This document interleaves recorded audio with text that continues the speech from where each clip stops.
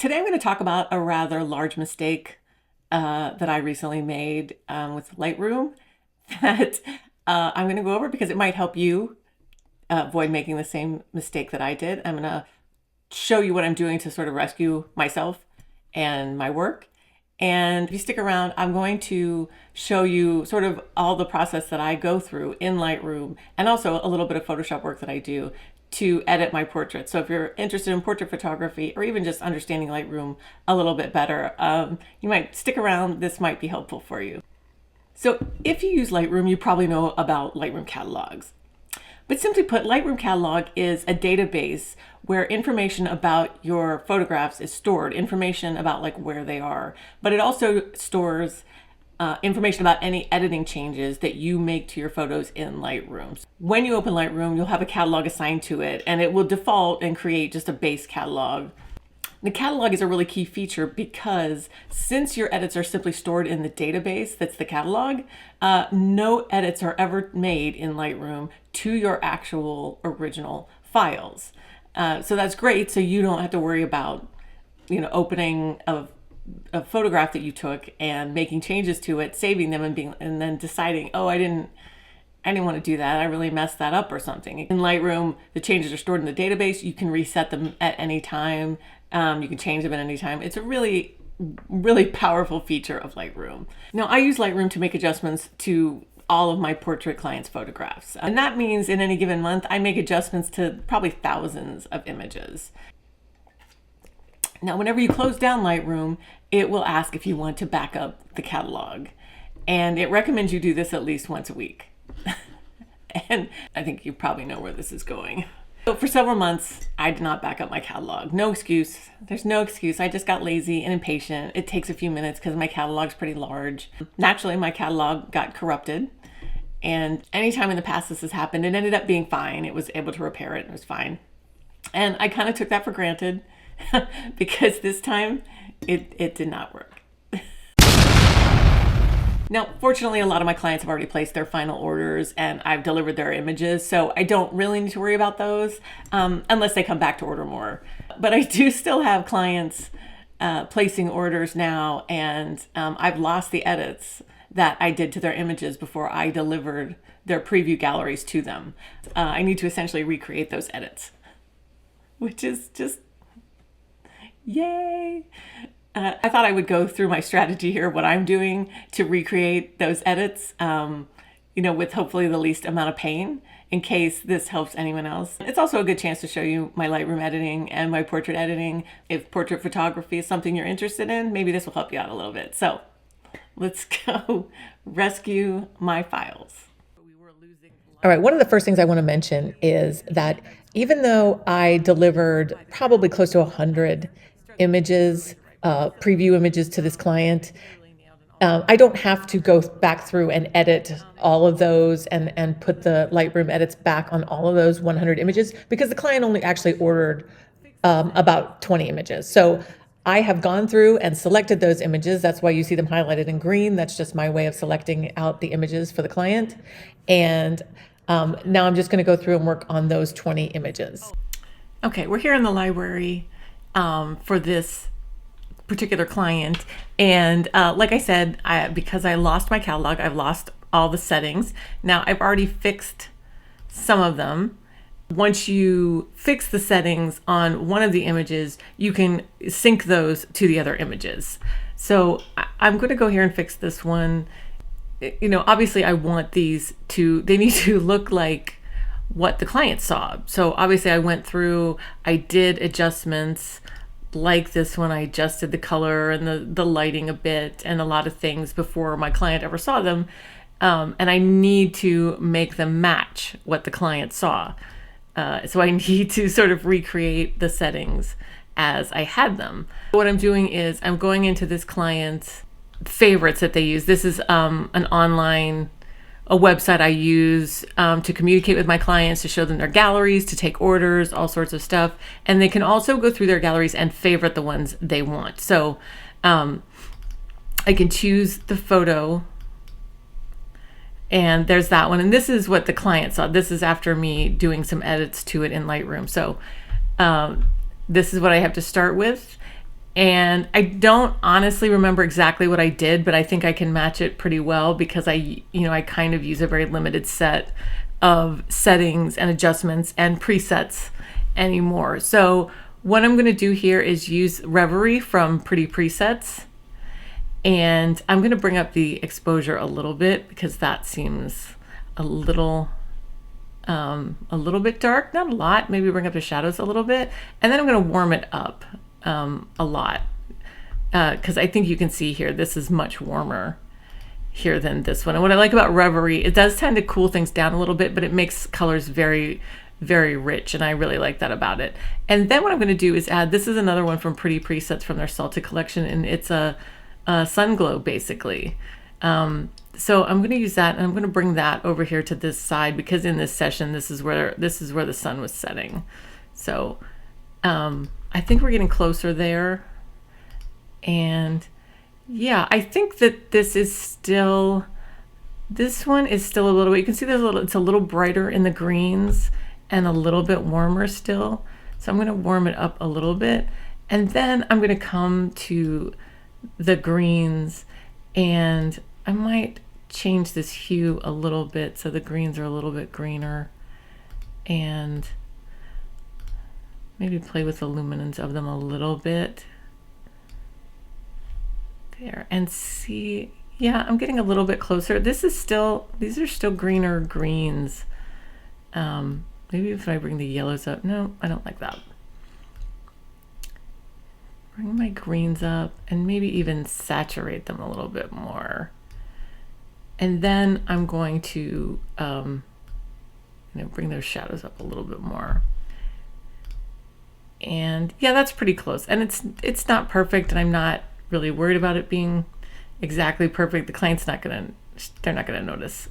So to finish this off, I'm gonna vignette it a little bit. I know that there's a lot of anti-vignetting sentiment out there, and that's fine. I get it. It does have, I think, a little older fashioned feel to it. Lots of people are not fans, and that's fine. I get it. I'm warming it up a little bit more even, and let's see how that is. Yeah, I feel like I've made her skin a little too warm here maybe, but what I'm also going to do, I'm going to add a mask. It's actually a brush, and I'm going to use a brush that I've created over here called Dodge and Clarity. And I use this on people's faces a lot when I just want to brighten them up just a little bit. And you can see there, yeah, I like that. I brightened her face just a tad. You can see the overlay. That's where I put the thing. And here you can see I'm going to turn it off and then turn it back on. And I think I like the way it just brightened up her face and brightened up her eyes just a little bit. And yeah, I'm pretty happy with that overall. And again, it's not an exact match, but I think that's pretty good. I think the client will be pretty happy with that. Maybe if I brighten it just a little bit. We'll get there. So the next thing I'm going to do is, as long as we're retouching things, I'm going to open this in Photoshop, hopefully. Because one of the things that I do with all of my portraits, once people have ordered from them, the type of editing that I did in Lightroom back here, that's what I do with all of my clients' photos before they see anything. I will do that kind of basic, pumping up the contrast and the lighting a bit and everything, and making the image the best it can be. Like you start with something like this, which is a really nice, sweet image. This is straight out of camera. But then I'm going to apply the same settings I did to the last one. And you can see that it just really makes that image pop a lot more. And we'll compare this to its starter image too, but I'm going to move the sunset over here. We turn directions. The sun is actually over here now. So I'm going to move the sunset over there. And I think that's, off to a really great start. And I'll come back and do some more adjustments to that after we do this. So this is a photo that the client actually ordered from. So I'm going to go in here, and I want to retouch these stray hairs. So I created another layer, and I'm using the clone tool here. You can see the clone stamp tool. And there are lots of different ways to retouch stray hairs. Other people use different methods. This is my method. It's what I've done for a long time, and I'm pretty good at it, so I pretty much stick with this. So what I'm going to do is I'm gonna start right over here with these stray hairs that are kind of bugging me, and I'm going to hold down the Option key. I think it's the Alt key if you're on Windows, and sample that area right here, and then I'm going to clone that over the stray hairs. I'm going to do a little bit more down in here, and I'm going to do a little bit, and same here. And you want to re-grab, you want to take another sample every time you move areas. And even if you don't move areas, you're going to want to keep sampling and resampling, because you don't want to get into a point where you're like stamping over and over again the same thing, because people will notice a repeating pattern. Like if I grabbed something up in here and just kept repeating it, people are going to notice that. So I'm going to come over here and grab this, because you can see this is a lot darker. I don't want to like grab here and then stamp over here, because that's very, very obvious, right? I feel like I want to bring down the hardness of my tool too. So I'm going to undo that, and we're going to grab here. There. So I'm going to grab there, and again, I'm just stamping lightly in here. I'm going to turn down the opacity up in here a little bit. I feel like it's getting a little too out of hand. And one of the things I will say about retouching, especially stray hairs, but really all of it, retouching is an art, not a science. And everyone will have different views on how much retouching they want done. I'm generally of the feeling that less is more.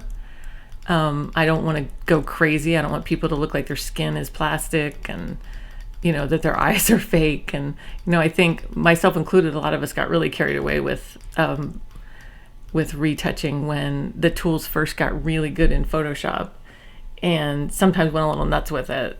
And I just don't think that's necessary. So the next thing I'm going to do is I'm going to create another layer, and I'm going to come in here, and it looks like there's a little blemish right here on her nose. It's not terrible, but I'm going to fix that. Maybe a little bit up here, and a little blemish on her shoulder that I see. And other than that, I think she looks great. She doesn't need a lot of retouching.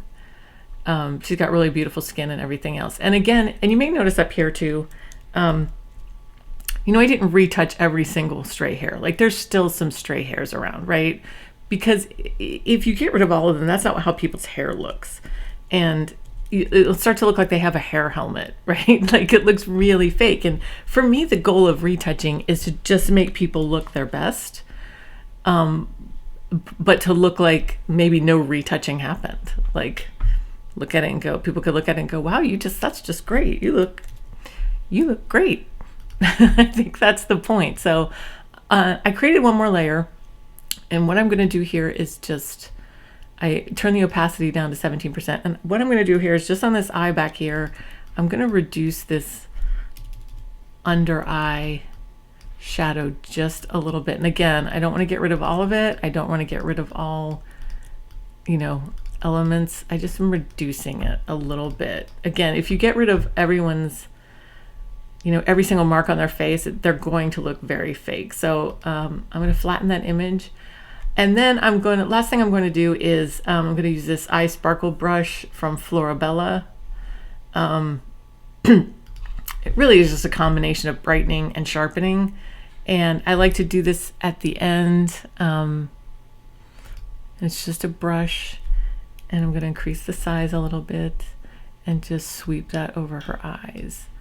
And again, this is with it off, and that's with it back on, and you can just see the slight sharpening of her eyes and brightening of her eyes. And again, don't go nuts with it. If you over brighten and whiten people's eyes, they will look very, very fake. So there we go. And I'm going to save that. Saving.